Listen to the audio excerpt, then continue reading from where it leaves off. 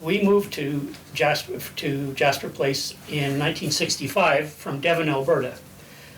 And I went to 1 year at Hillcrest Junior High and then to Jasper Place Composite High School the following year. And the first thing that we learned moving into the city was that the city was a dangerous place.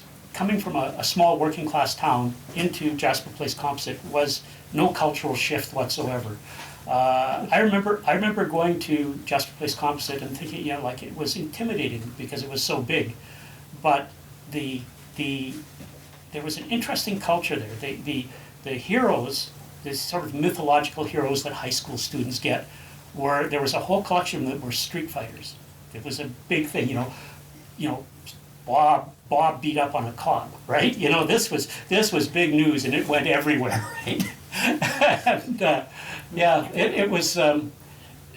There was a very working class vibe to it, and when I say that in the best sense of the term, that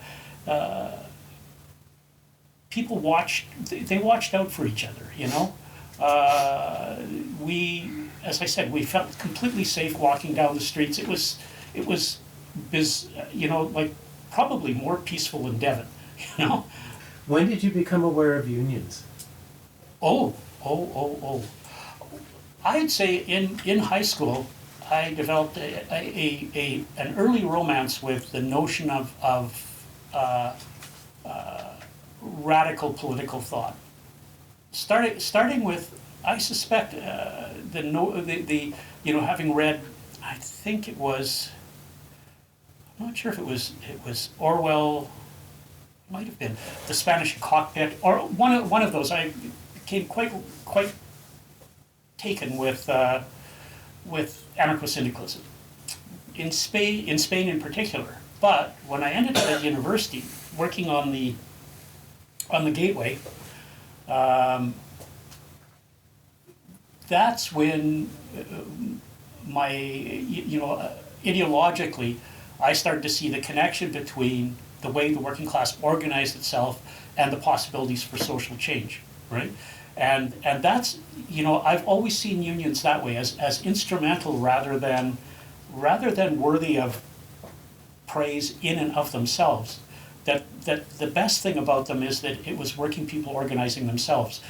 The worst thing about them is the way that the leadership can be co-opted and incorporated into a society that's inimical to their own interests. Yeah. So unions probably starting at 17 or 18 at the U of A, and specifically because of that their entry into working class discourse. Were you still living in Jasper Place when you started going to U of A? Oh no! You moved out by then. I left home June 30th, the day I finished grade 12, and hitchhiked up to Prince George and worked there. But the next year I went to university and lived in a co-op house. The infamous Poundmaker co-op house.